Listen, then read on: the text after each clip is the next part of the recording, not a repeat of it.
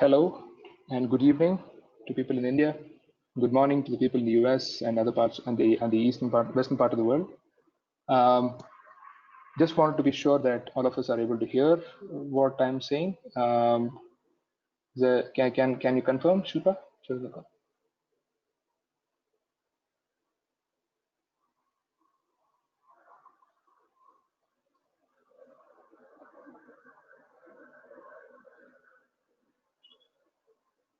Yes, Rajiv, please proceed. Sure. Thank you. Today we will talk about how you could get yourself ready as an academic institution, how you could get yourself ready for the new normal of remote online learning and get ready with an exam component as well from a remote proctoring perspective. There are multiple aspects to it, and this is the buzzword that we hear in the market today, the online learning. Every school, every university, every college have been speaking quite a bit in the past about how you want to move things online. There are obvious benefits of moving stuff online. What we will do today, and what COVID has done is kind of accelerate some of these conversations and move the needle to ensure that in a sense that the conversations have now become into have moved into a mode where you're trying to implement them. And we at Talview felt it's a good time to create a kind of a knowledge webinar series on remote online proctoring and bring industry experts to talk about various elements of remote online proctoring that you would be that they would have implemented. Right. One such expert is with us today, and I would like to introduce all of us to Brendan Bellefue. He's a remote proctoring industry expert. He's been in this industry for a fairly long period of time. And Brendan has been part of one of the earliest remote proctoring companies that started work on remote proctoring for many years ago. He's an ardent supporter of AI and machine learning. Brendan is a leader in online proctoring. He was one of the earliest employees of Software Secure that pioneered remote proctoring, and he spent about 8 years building the business as its director of inside sales and channel partnerships before being acquired by PSI. At PSI, he served as the VP of sales for the academic division. With over 14 years of experience in sales and business development functions, he has worked for firms like Algorithmia, Mighty AI, and Acronis Software. So welcome, Brendan, to this particular conversation, and we hope to get great insights from Brendan as he helped many universities and schools make this transition from a paper-based in-campus exam to a remote proctored online exam. The agenda for today's conversation is a quick introduction and an understanding of the evolution of proctoring itself. Why proctor? What are the various kinds of proctoring? What are the elements of online proctoring, and so on and so forth. The second would be on how COVID has impacted online exams and has forced us to rethink how learning is to be implemented in schools, and therefore obviously exams as well. The third is what should, as a university, as an academic institution, what should we consider or what should we think about if you are switching to online proctoring? This is probably the meat of the entire conversation today, because this comes from various a rich varied experience from Brendan's side. We will then do a quick demo of the Talview online proctoring platform, and we will then open it up for Q&A. We expect the presentations from myself and Brendan to last for about 40 minutes or so, and a little bit of time for the demos, and then the last 10 to 12 minutes of the hour we will spend on Q&A from the audience and see how much of clarity we can bring into this entire process. The evolving education landscape, right? Digital evolution of education has changed how students learn and function, and this is something that we've seen all along. What started off as a small experiment about a couple of decades ago in terms of moving some of the content digitally has turned into something that is path breaking in terms of how we are impacting learning outcomes. It started off as a complement to in-classroom learning in many places. Over a period of time, people found that it is economical and scalable as well. Economical because you didn't need the physical infrastructures of classrooms, of schools, etc. You could virtually transmit knowledge over the internet to devices that you had at home, and scalable because you are again not constricted by the number of seats available in a classroom. And you could literally democratize education in that sense. And that's what we've seen with the emergence of digital learning. There has been a whole transformation of how education is delivered, and democratization of the education has truly taken shape. Over a period of the last few years, we've also seen a massive influx of Gen Z. The Gen Z is the group of people who are digital natives, who love consuming a lot of knowledge and information through the digital devices, are very, very familiar with the ways of working of digital devices and learning from it. And that has led to a huge adoption of online courses as well. And through all this, there are multiple elements of the entire online learning that developed: MOOCs, online digital learning management systems that came in, and there are virtually tens of hundreds of technology providers, application providers who actually provide many of this. Some of them provide content as well. Some of them allow you to create your own content in a particular way and deliver it very, very rapidly to a very large chunk of people. There are some names that we mentioned. Obviously, these are very popular names, and all these institutions have been instrumental in the movement of the learning landscape itself into a digital mode. What led to the exponential rise in number of learners clearly has been convenience and cost. Convenience of picking up bits of knowledge at a time of your choice, at a place of your choice, and at a fraction of the cost that you would spend going to a real college, a physical college, or a university. And that has really changed the way education is imparted. But in all this, there is one element that keeps the integrity of learning very strong. Something that keeps that keeps the learning ticking, and that is exams. And we'll try to figure out why. Lord Kelvin once famously said that if you cannot measure it, you cannot improve it. And this is the core of the element of exams in learning. It is important for you to measure what you've learned, how much you've learned, for you to be able to improve it. And therefore, learning sans exam doesn't make sense at all. Exams is an integral part of learning itself. Since we are focused now only on academia in this case, there are multiple other learnings as well. But here in academia, we're talking of two different exam types. One is the entrance to the admission tests, the likes of which are the ones that are popular are SAT, the ACT, TOEFL, GRE, GATE, for example, in India, the CAT exam in India, and so on and so forth. These are all used as assessments and exams to identify the right set of people to be absorbed into a particular college or a university. The second is the grading continuity test, and this part is actually the real context or real content of the entire element of exams in learning. And there are, as we know, formative assessments and summative assessments. Formative assessments to see how the learning is improving, and summative assessments to figure out how much of an impact, how much of a learning outcome has been achieved.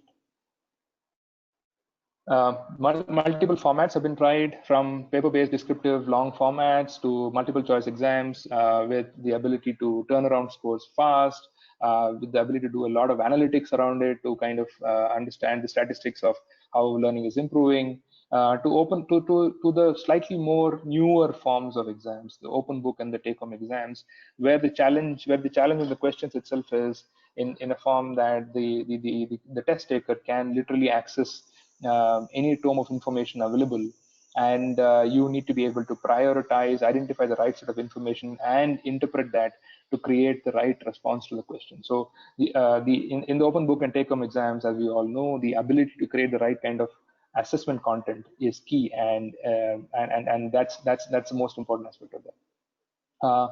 Problems or case-based exams and oral exams as well. So while all of this is happening, and as online learning increased, the emergence of the online learning has made exams even more critical, because learning is taking at a place away from the instructor.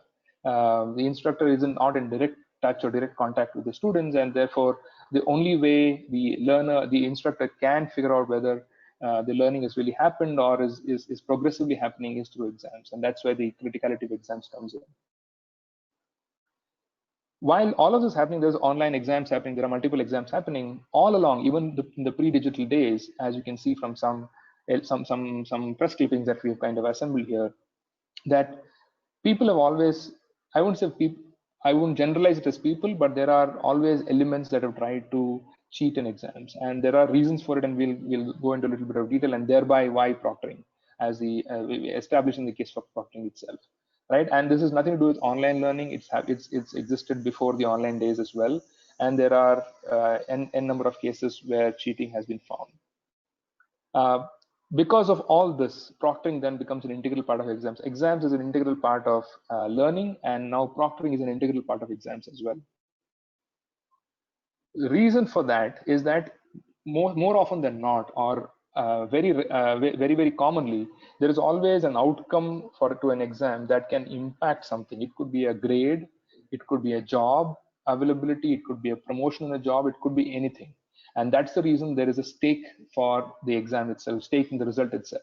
And the higher the stake of the exam, and to understand what high stakes is, if you take an exam in India for virtually anything, you'll find that, especially when the exam concerns something around entrance, or exam concerns something around a graduation, or any of those kinds, you find the stakes gradually significantly go up. And in India, for example, you could find jobs that have applicants to final offered ratio of 1:10,000 or 1:15,000.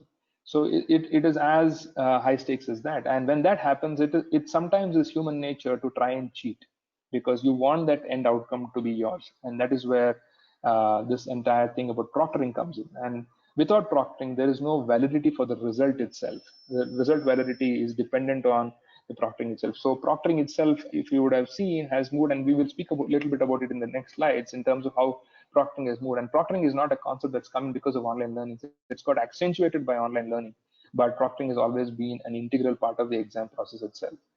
The integrity of the test is important, as I said, for results to be useful, and proctoring does make that possible.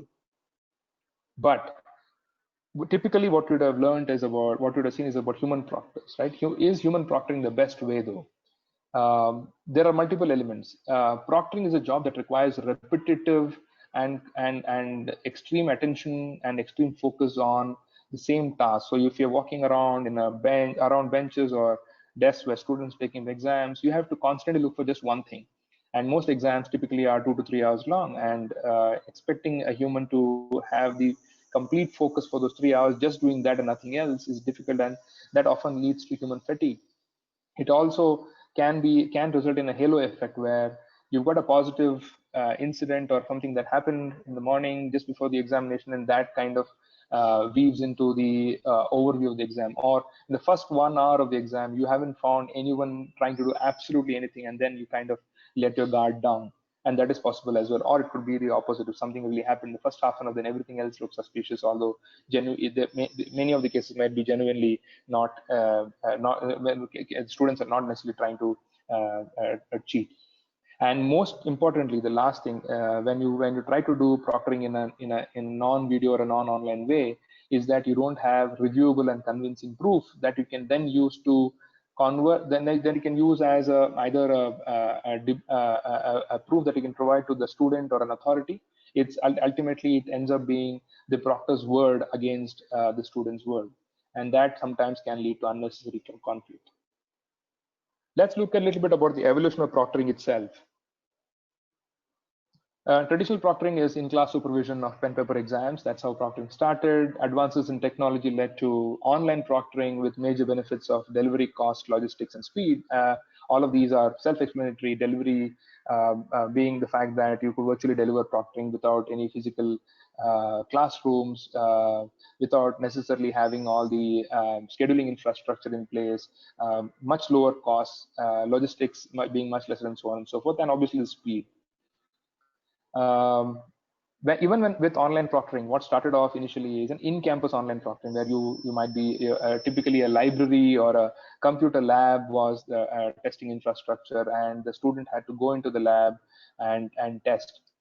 Now, in an era of online learning, when all the learning is happening at home, you still had to travel to the campus for the assessment. You also needed to ensure there was a proctor that was available. Both of these are obviously nightmares in many cases, because demand and supply, there is a huge gap.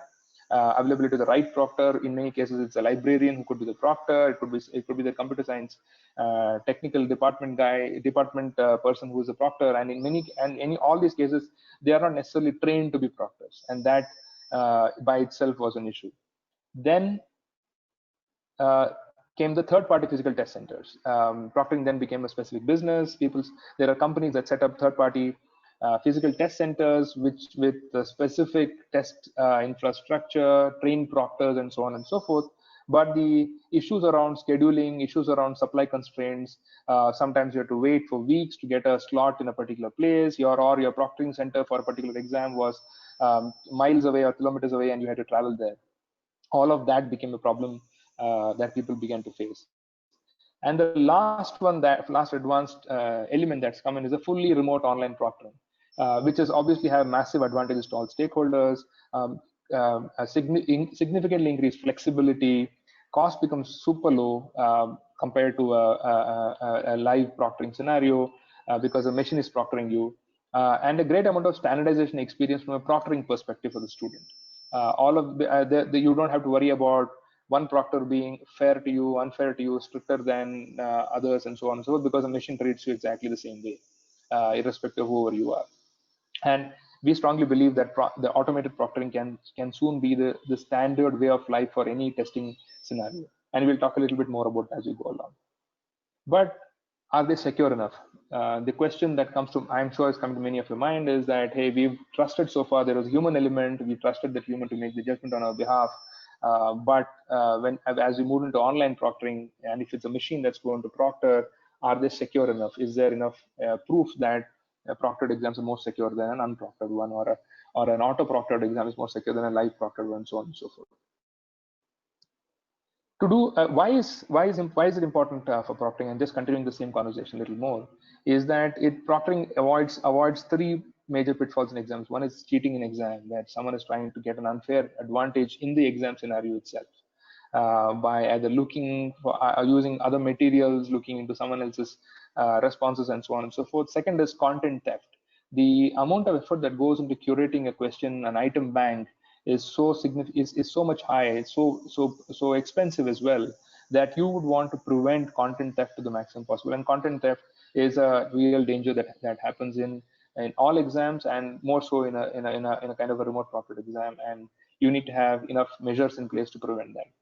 The last is obviously the most common, identity fraud, someone taking the exam on your behalf. So is the exam taker the same as the ID card that was registered for taking the examination? Is it the same face? Is there a way you can automatically match it, especially when there are hundreds of thousands of exam takers, etc.? Is the question that you would try to do.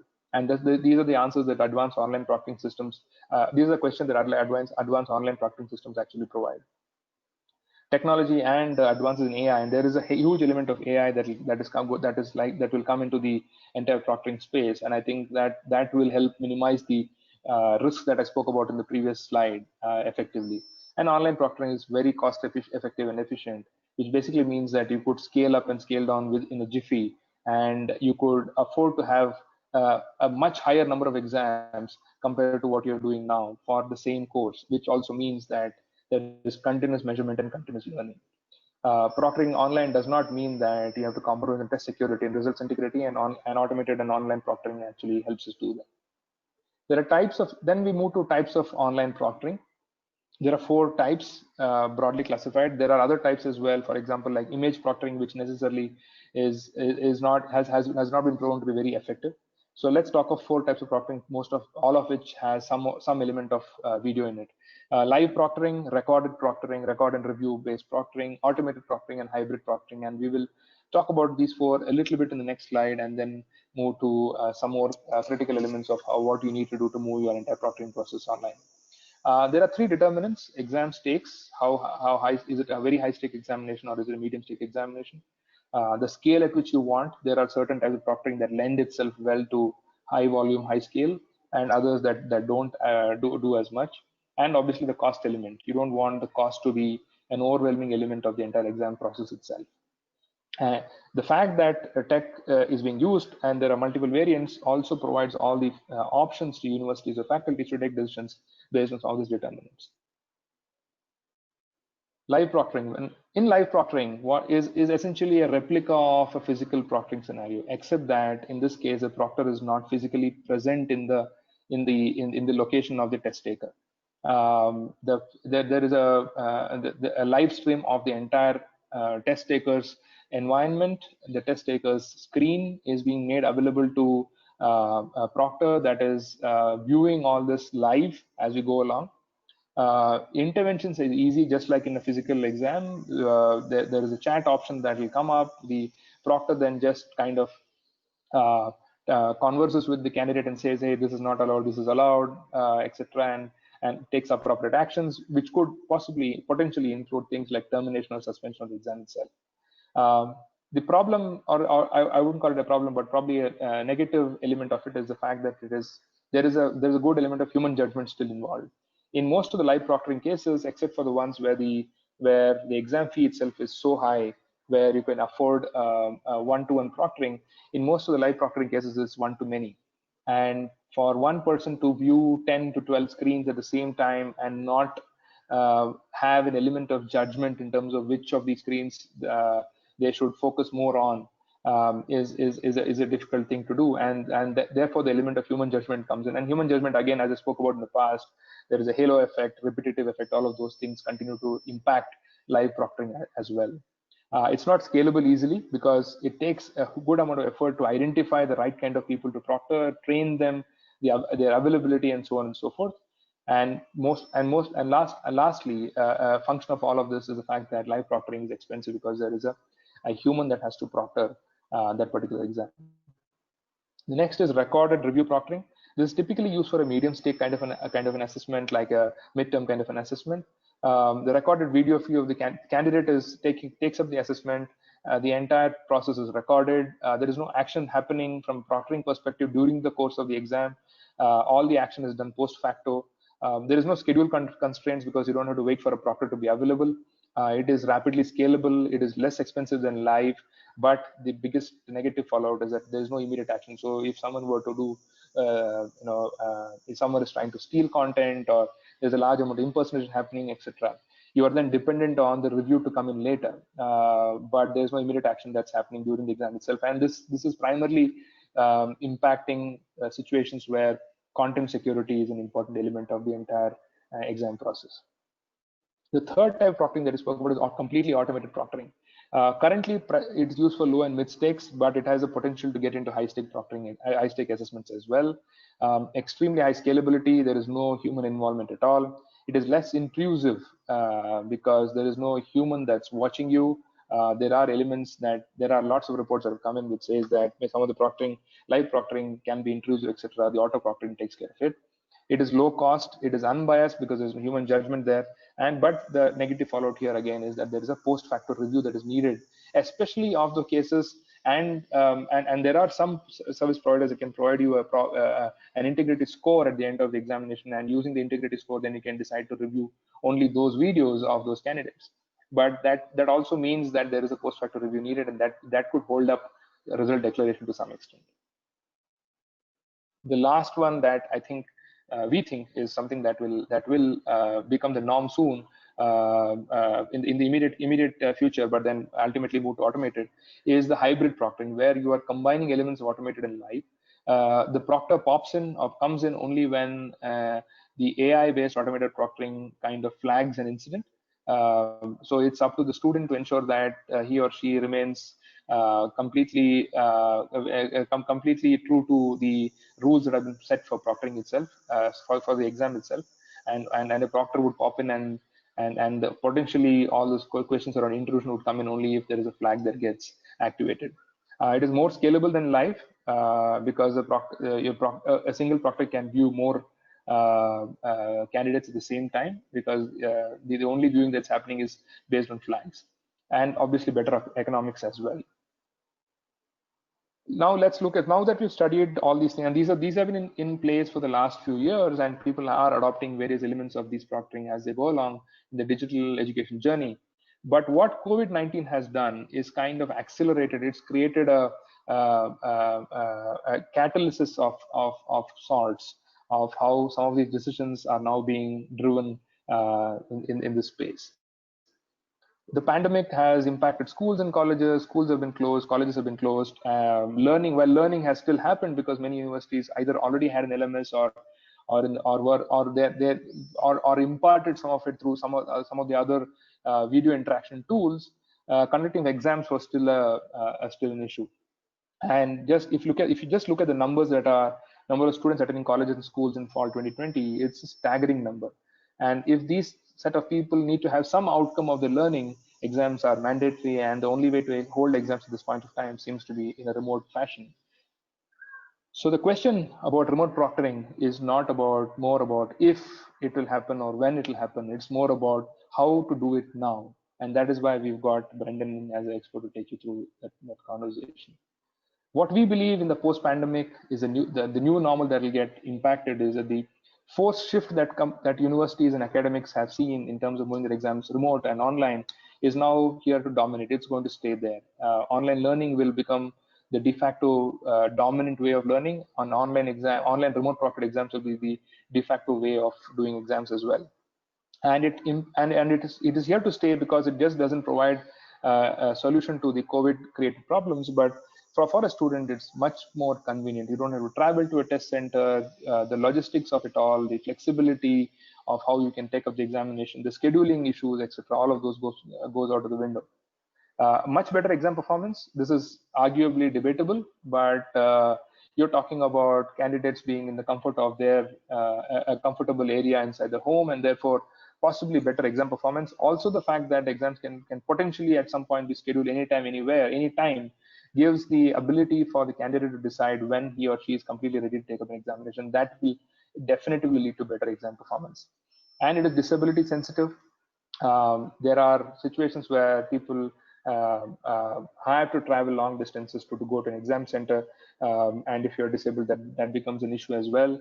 The softwares that more come out today are very disability friendly, both from the fact that you're able to do it remotely, as well as the fact that you could have multiple softwares on top of this software itself, which can help in either seeing larger characters on screen or reading the questions out to, and so on and so forth.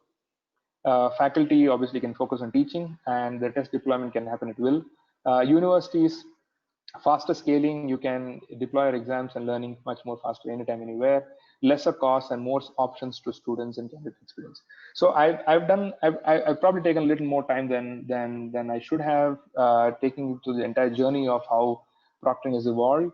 What I will request our subject matter expert Brendan to do from now here on is to take you through the journey of what you should do if you're considering to move your exams into an online mode.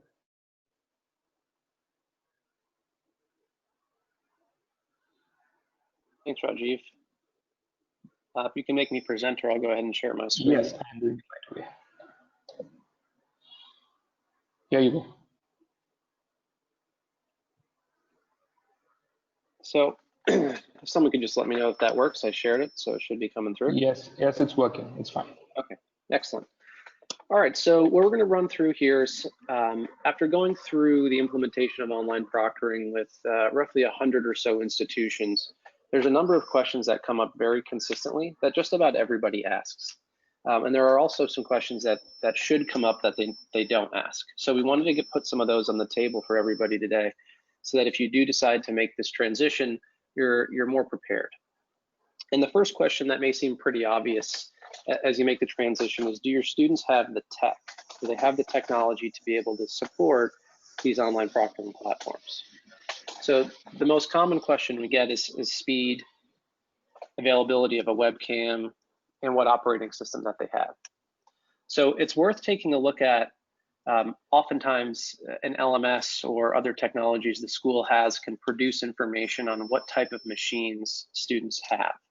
So just because you may post on your website that a student needs to have a Windows or a Mac machine in order to sign up for your program, it doesn't necessarily mean that that's what they're using in practice, right? So there's probably some folks using iPads and even iPhones or Android devices.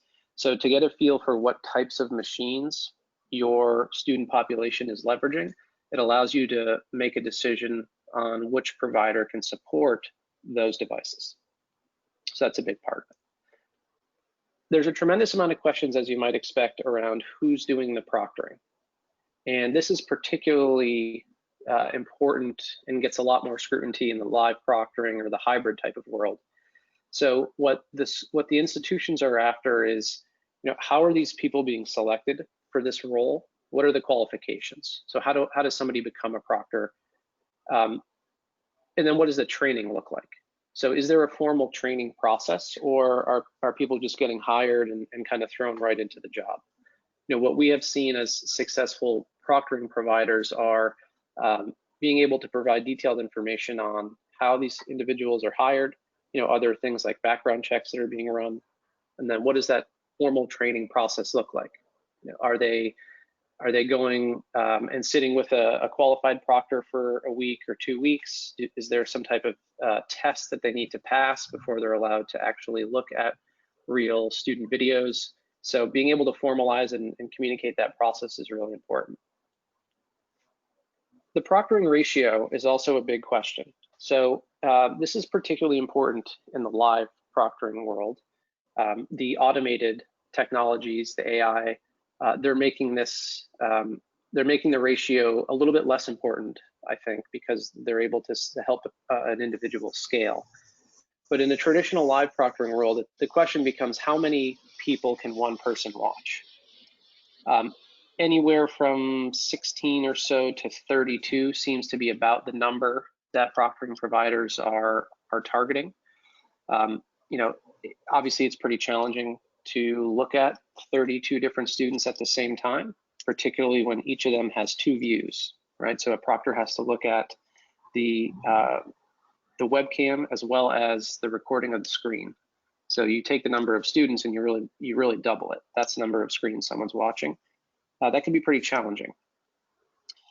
The downside of that is if you don't have a larger proctor ratio, it becomes very hard to scale.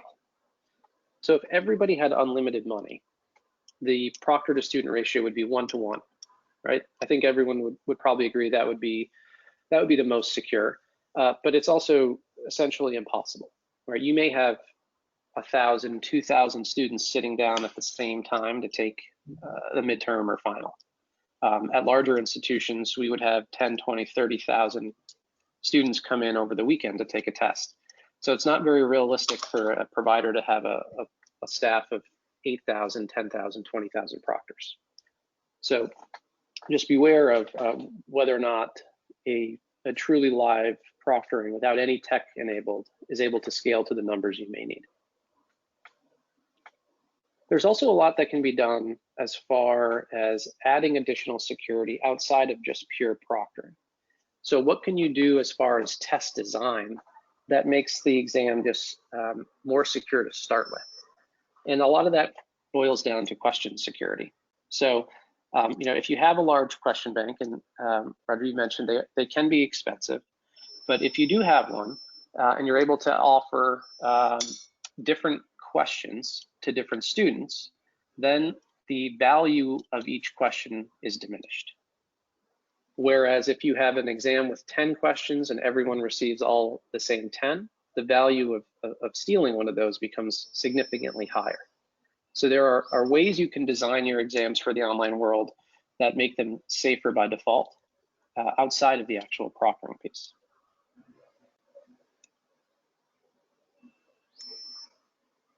The other questions that we got essentially from everyone was authentication. How is it done? And there's a number of different ways that these proctoring providers so far have attacked this challenge. Everything from holding up an image, holding up a physical ID, like a driver's license or state issued ID, so that the proctor can verify it. Others have gone more of a technology route. There's everything from facial recognition to fingerprint scanners that are being leveraged. We even heard of a company that was trying to do something with an iris scanning technology. So determining how that can be done and what the impact there is important. You know, as you go down kind of the rabbit hole of authentication, you want to make sure people are comfortable with the process. So you want to make sure that it's explained and easy to digest for both faculty and administrators, but also students. So facial recognition, for example, a lot of people think facial recognition is kind of what you see in the movies, where you know they can find Brendan anywhere in the world. In reality, that's not what most of these technologies are used for, and that's not how the tech works. So sometimes when you hear about the technologies, they can be a little off-putting, but when described, they generally get people much more comfortable. Data security. So obviously this is a critical one. You're taking videos of your students, and they're going to want to know, where is this information stored and how is it stored? Who's going to be able to go in and access it? And then ultimately, how is that data moved? So you should be very well prepared to answer those questions. A lot of the vendors today will be able to provide you with good solid answers to how they manage this process, but you should definitely expect to get an awful lot of questions from students and parents, quite honestly, as there's some concern from a percentage of the people that there's going to be all these videos of their kids that anybody can watch. So being able to explain how the data is being managed is an important part of putting together a successful remote proctoring program. So Rajiv touched on some of the benefits of remote proctoring beyond just the current environment that we find ourselves in. And the biggest one, especially for students, is really the flexibility factor. So online learning has exploded. And the reason for that is it allows schools to reach a much larger number of students. And it allows students to take to attend school that may be outside of the normal school hours. So if I work and have 2 kids, the only time I may be able to actually sit down and take my class is at 9 p.m. or I do all of it on weekends. So that flexibility and value you're delivering with the online learning now basically comes to testing when you have online proctoring. So a student can take an exam at 3:30 in the morning on a Sunday with these remote proctoring tools, where that's not an option in the current come on into campus. Not too many test centers that I've run into are open at 3:30 on Sunday morning. There's also the cost element. So what we have found is that schools that have made this transition are able to leverage those existing buildings that they used to have testing in for other purposes, introducing new classrooms, et cetera. So there's no need to manage or fund a dedicated exam center on campus anymore. The exam centers are moving away. And that obviously lowers the general cost. You're also not paying your traditional proctors. And in some cases, you're able to eliminate the need to build a new building to support the increased number of students. So sometimes we've seen people make that choice, is we don't have enough seats for exams, so we can either fund a new building, which is obviously not an inexpensive effort, or we can shift these exams to online and lower the cost of that, as well as getting some of these other benefits. Exam security goes global. So one of the nice things about online proctoring is that everybody is now under the exact same security umbrella. So the technology works the same in India as it does in the US, as it does in Europe. And every student is going to be tested with the same exact level of security. One of the companies I worked for operated a number of test centers, a couple thousand test centers globally. And we often had challenges keeping the security levels consistent. So there's concerns about how it would work in country A versus country B. That's completely removed with online proctoring. It is ubiquitous. It is the same for everyone everywhere. These technologies also make the schools able to defend themselves when they find a student cheating. And let me preface this by, you will absolutely, once you implement these technologies, catch students cheating. Of the 100 or so schools I've implemented this with, 100 of them, 100% have caught students. So You need to be prepared for that to happen. And then you need to have a process in place to be able to defend yourself should a student push back. And having documentation, having video recordings, having screenshots allows you to present yourself in a very good light.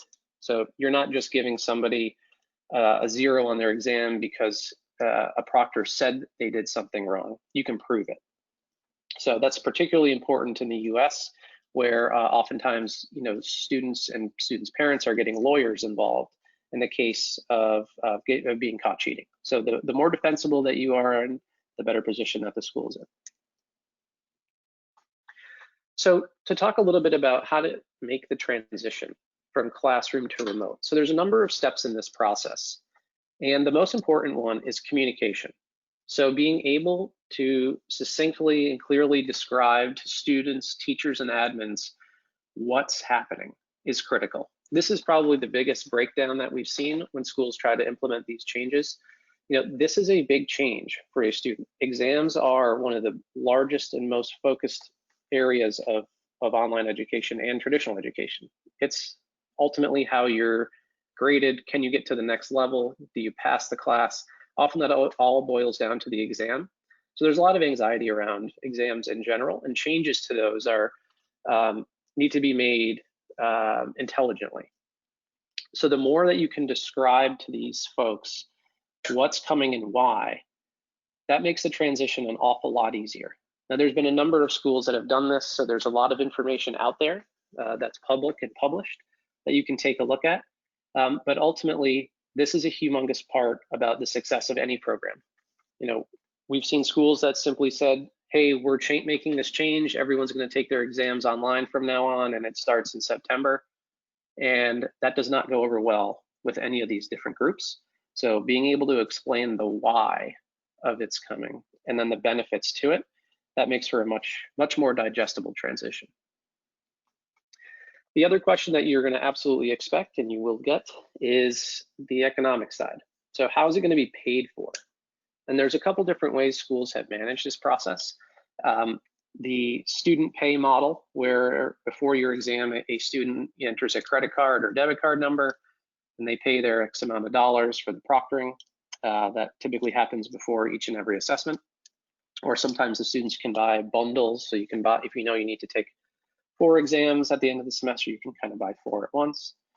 The other side of that is the institutions themselves are paying for it. So there's no fee to the student at the time of exam, but the schools are recovering that money through some sort of technology fee, or sometimes even an increase in a line item of cost somewhere. We will always recommend, in my personal experience, it's always easier to have the school pay directly for the exams and recover it in some other manner. There is more pushback from the student body when they have to pull out their credit card for each and every exam. So generally, I would always recommend that the school pays for the assessments and students don't have to be putting in their credit card, 4 to 6 times a semester. There's also some changes that are going to happen for you guys on the policy and grading side. So, your existing policies are made most of the time for a traditional testing environment, where somebody walks out of the room, the proctor didn't see anything, they didn't do anything wrong. So when when those papers are graded or when that assessment is graded, that grade is essentially final. In the remote proctoring world, that's not always the case. So in the case of like a record and review proctoring, that review may not happen for a handful of days after the assessment has already been taken and graded. So the student may submit their assessment and they see they got an 85, and now they think they passed the exam and passed the class. But lo and behold, a few days later, when that video is reviewed of them taking their assessment, it's determined that they cheated. So now the student's in a position where they thought they passed, and all of a sudden now they didn't because of an academic integrity violation. That is not a great spot for students to be in. That tends to get them fairly upset, even the ones that did something wrong and they know it. So it's important to adjust the grading policies. We've seen that tackled a couple different ways. Sometimes the schools are issuing pending grade, so you can see that you got an 85, but it's not finalized until the video is reviewed. Or we've also seen other institutions, they simply withhold the grade until the video has been reviewed and released, and then the grade is submitted. So just be aware that there are certain proctoring methods that would affect the way that you're able to actually deliver grades. And then, of course, there's the decision as to which methods are you going to utilize and what's the impact of those choices. So let's take a live proctoring environment. So live proctoring has some additional steps for the students in that they have to schedule an assessment in most cases. And if you don't schedule in time, i.e. give enough lead time to the vendor, there's often late fees. So you want to weigh that as an option. You know, what's going to happen when your students don't book an assessment slot? So students are not always known for doing things early. They tend to wait to the last minute. And I was a student at one time, of course, and that was me. So in the live proctoring world, there's also the potential for you go to book your appointment and you waited till the last minute, and now there aren't any appointments available. So what does the school do in those cases? Now you go to the other end of the spectrum where you're more on the automated or technology-enabled proctoring. So some of those are eliminated, right? There's no scheduling with a lot of those systems. So what you want to take a look at is ultimately there's a lot of different ways to do online proctoring. And the method you choose will have some impact on everything from grades to the process students go through to actually set up these exams. So you just want to be smart about making sure you're selecting the choice that is most convenient and flexible for your students, because that's generally what most people are after here. They want the exams to be more flexible, but they absolutely require them to be secure. So how do you identify a partner? So obviously you want to do your research here. There's a number of different vendors and options in the market. And while there's a number of different vendors, there's a relatively smaller number that have experience doing this and can do it at scale. And particularly for some of the institutions in India, you guys are generally dealing with much larger numbers than some of your US counterparts. So scalability is a huge one for folks that may have a couple thousand kids in a class. And then ultimately you want to take a look at what are you doing this for and what's important to the students and faculty. So if your online program is targeting students that need greater flexibility, right? They work during the day and they're going to do everything at night, or they're going to do everything on weekends. Then you may want to align more closely with something on the automated side or the hybrid side where exams don't need to be scheduled in advance. You can just hop in and take it now. So having an understanding of what's important to your students and faculty is helpful in making sure that you're selecting the best option for them. And then the last piece of advice on the research side is you don't need to reinvent the wheel at this point. So online proctoring has been implemented at hundreds and hundreds of institutions across the world. And a tremendous amount of them are public institutions, which means that their RFPs, their questions, their presentations are just that, they're public. So you can do a quick Google search and find an awful lot of information that other schools have already asked about how to implement proctoring or questions that they're asking of these vendors. So you don't have to start with a blank piece of paper anymore. There's an awful lot of information that you can find just by going and doing a quick Google search on what other institutions are asking in terms of questions. So that's a pretty good place to get started. It'll allow you to go a lot faster. The other question is usability. And this is a really important one, as ultimately you're going to have a wide range of technical ability across your student body. So there are going to be folks that are taking online computer science or development courses that are going to be a wizard on the computer. And then you're going to have folks that are very inexperienced on machines, on computers. So you really need something that can be adopted by that whole range of student body. So is it easy is a huge one. Are these vendors that you're looking at, are they Are they working with your exam delivery system or LMS provider today? Do they have easy plugins? Or is there a variety of other software tools that the student has to download and use? So it's important to go through the process of actually taking an exam and seeing what is that experience really like for the students. And just as important on that is the faculty. So what do the faculty have to do to set up a remotely proctored assessment? Is it as simple as clicking a few buttons inside of their LMS? Or do they need to go log into a separate website, create new accounts, enter a lot of information manually? What does that process look like? So it's important to just get a feel for kind of the A to Z process for both of those groups.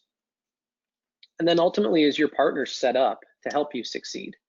So getting started is, there's definitely a lift to getting this process. You're making a big transition here. So the proctoring provider should have dedicated individuals and tools and data for you to actually get kicked off. Do they have an implementation team? Do they have dedicated resources for you to actually be able to communicate information to your students? Do they have templates of exam rules that you can use? Do they have introductions to the technology information that you can leverage? So the more they have on that front, the less the institutions themselves have to do. The other big question, of course, is ongoing support. So is the vendor set up to be able to support your faculty, your administrators, and your students as the process begins to roll out? So what happens when the student's in the middle of an exam and their computer dies, or the internet goes out, or the power goes out? Does that vendor have the staff to be able to support those incoming requests, and are they easily accessible and reachable? So ultimately, anxiety occurs around exam time. People tend to be stressed. And the more responsive the vendor is to the students that are having challenges, or even faculty, it makes the entire transition in that process much easier for everyone. And then ultimately, do they work where you work? So do they have a presence in the areas of the world that your students are sitting in? Or are they, is everybody on their team 10,000 miles away? So there's obvious differences, both from even as simple as a time zone perspective to be able to support students across the globe. So whatever you end up deciding in terms of the vendor, you want to make sure that they have experience working where you guys will be working.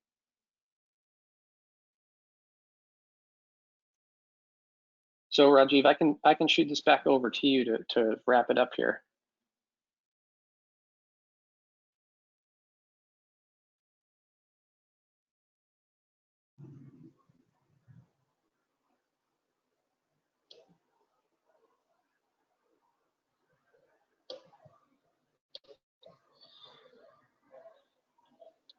Great.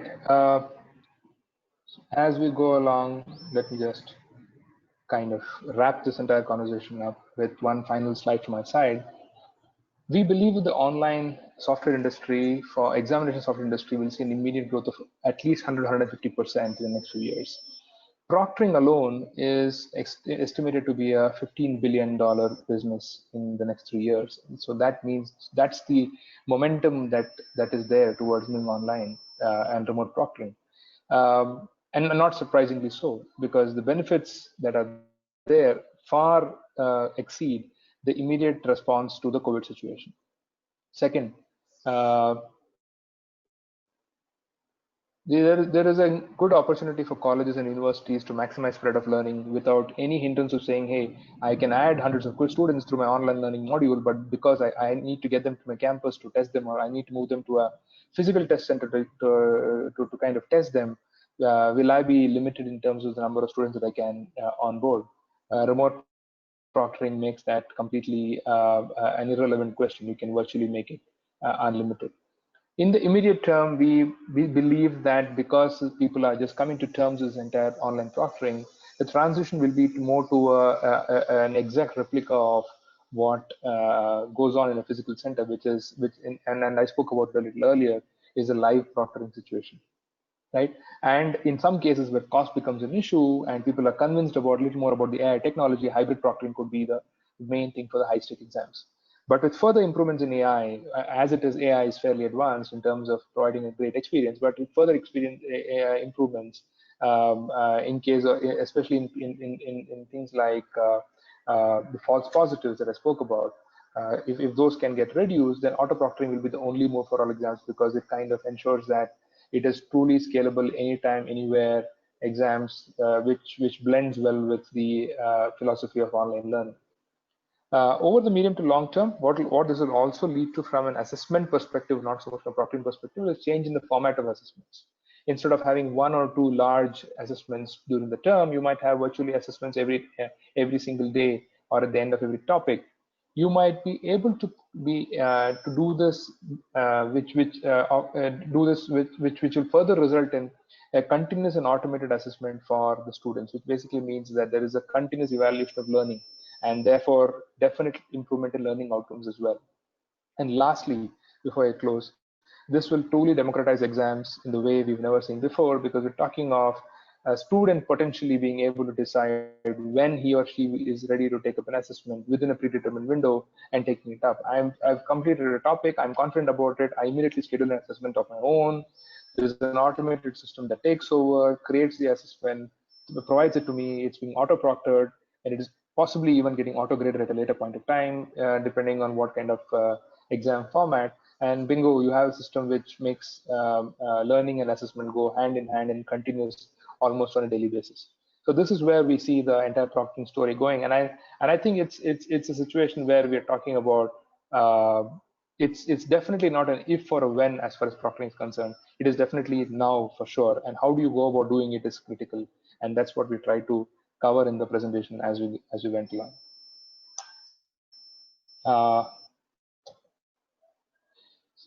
Some of the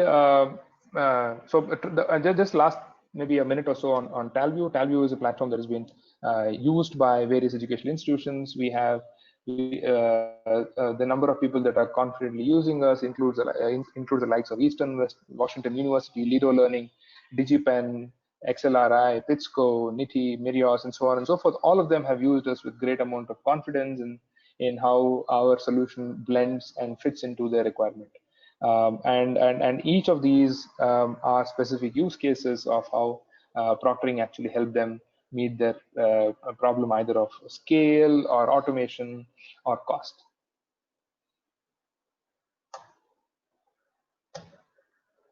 I will now end with just a couple of videos, which I will try to wrap up in the next 3 to 4 minutes, and then we move. Both of the videos are demos of the existing the Talview proctoring platform, and then we'll have a couple of questions too before we wind up for the day. This is a live proctor session.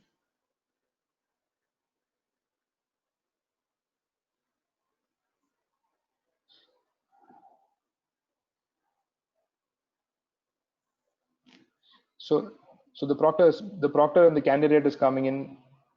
So the candidate provides the ID.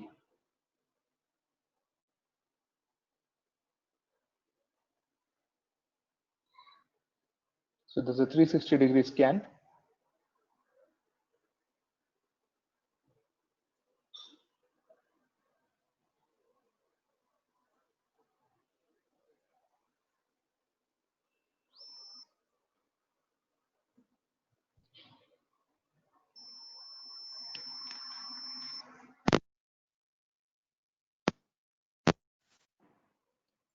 Once this check is done, the proctor is then validated the candidate and will ask the candidate to share their screen and open the email that they would have received while continuing to share their video with the proctor.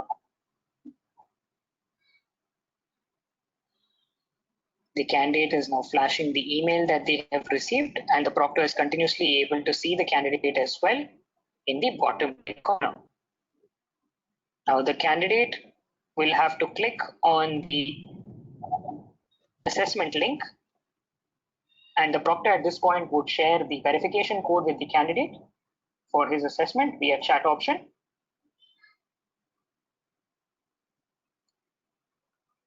The proctor can send a private message to the candidate with the code of the candidate for the session.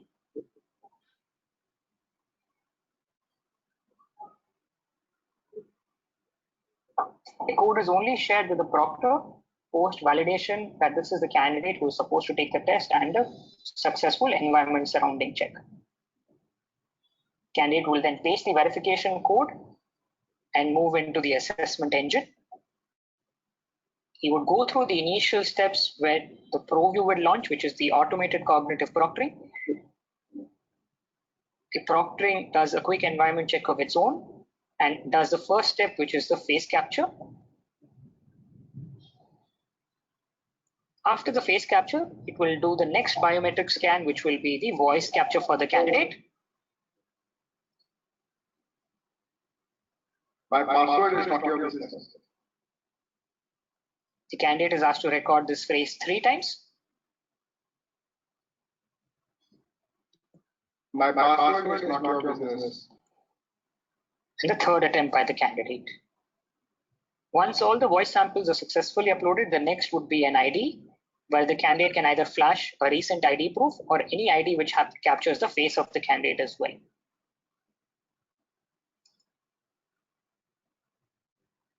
Candidate can either upload an actual copy or a soft copy as well.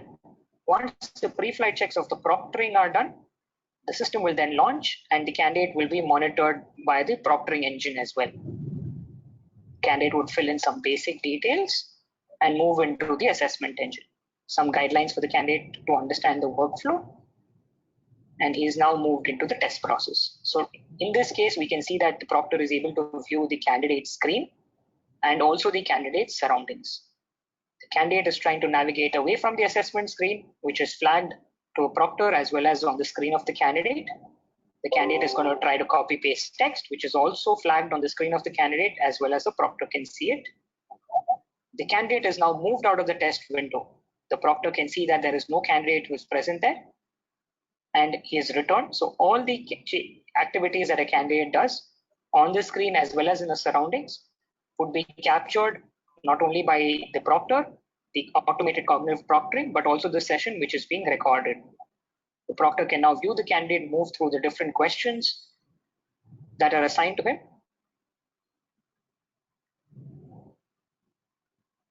The candidate, once he's completed with all the questions, is now turned his camera off.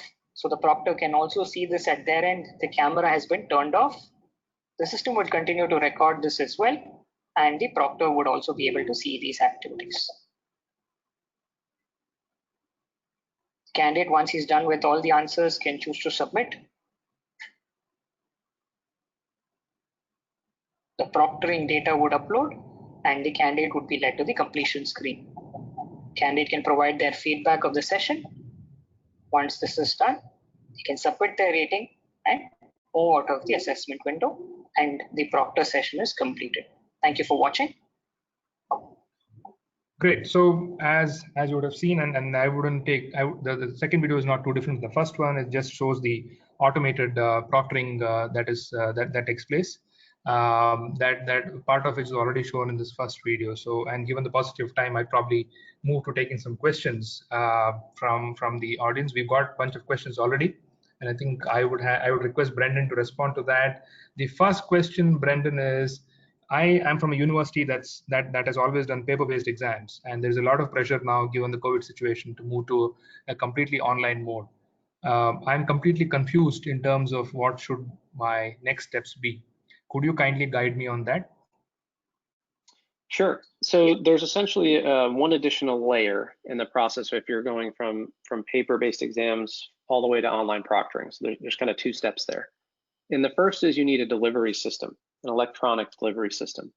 Now, whether that's something like an assessment engine that could be provided by your proctoring company, or you're using a LMS like a Moodle or Canvas or Blackboard, something along those lines, there needs to be the transition to digital first. These can happen in parallel, but that is going to be part of your process. So you need to have some system to be able to deliver and or grade the assessments that are taken digitally. And then the proctoring is essentially layered on top of that. So there'll be one additional step in that process for those institutions, and that's to find a delivery system that meets their needs. There's a number of those. Some are really quite popular.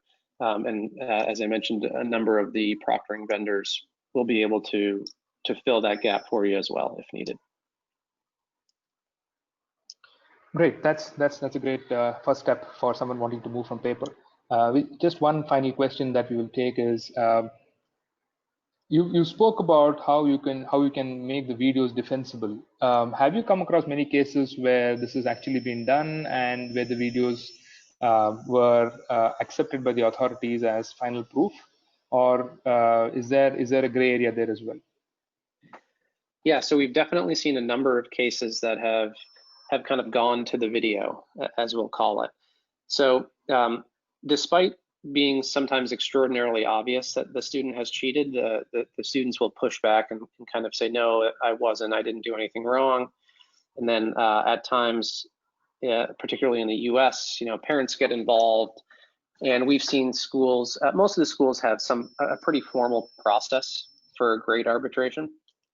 And even in some cases here, lawyers have gotten involved, and ultimately being able to provide footage, whether that's a video of the webcam or recording of the screen, puts the school in a really good position to be able to defend their action. So the actions will vary, everything from a 0 on the assessment to making them take it again. We've seen institutions for students that have been kicked out of school. But ultimately, the more data, and we use this term, and sometimes it's a little too strong, but evidence that you have of these violations, the better you are to ultimately be able to defend yourself and prove that there was a reason you took this action, i.e. changed my grade, didn't let me pass, etc. So short answer is yes, and you should expect that you'll have to go to that level at some point. Sure, thanks. Just a couple of questions more that just came in. And this probably I will take it myself. Is it applicable for MCQ type questions or for subjective questions as well? The answer to that is it is applicable for both. As it all depends on the test engine. If the test engine supports multiple choice questions, if it supports descriptive answers, the proctoring engine is just a tool on top of the test engine to kind of proctor the entire process. There are also test engines that allow for upload of written answer scripts, images of written answer scripts. The proctoring engine will be able to kind of proctor, would be able to proctor even that activity too. So any question that can be delivered through an assessment engine or a delivery engine that Brendan just spoke about can be proctored. The next question, and probably this is a couple of questions more before we close. I wonder if the session has 20 students, how would the proctor deal with the checking procedure? That is environment, biometric, etc. It would be tiring, I guess, for the proctor. The answer to that is yes. Typically, this comes under what is considered as pre-exam checks. Students are asked to log in 10 to 15 minutes before the exam and complete all this process. And once the exam starts, it's typically the AI that logs in and flags the candidate. And the live proctor just comes in to check if there is any violation. So that kind of takes care of that. Is this Android enabled is another question. The answer is yes. Most of the new proctoring tools that we find in the market, most of them handle a wide variety of operating systems, browsers, etc. But do check with your vendor depending on what whoever you're speaking to. But this should be something that's easy to handle.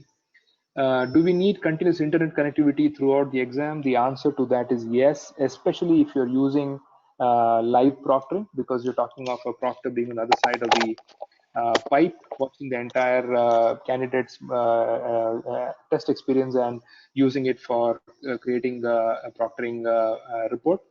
So that is something that is there. There are about 8 to 10 more questions. I think we've literally run out of time. What we will do is we've noted down the names of people and who are attending this, and we will provide our answers to these questions to everyone. In the interest of time, I think unfortunately we will now have to close this. Thank you so much, audience, for being a great great set of listeners during this 1 hour and 10 minutes. We exceeded by about 10 minutes. And thank you so much Brendan, for lending in your expertise. You've been obviously a pioneer in terms of how proctoring has developed, and your experiences, I'm sure, will be found to be very interesting and very useful for many in this audience today who are trying to make the transition to a completely remote proctored online examination system. Thank you so much.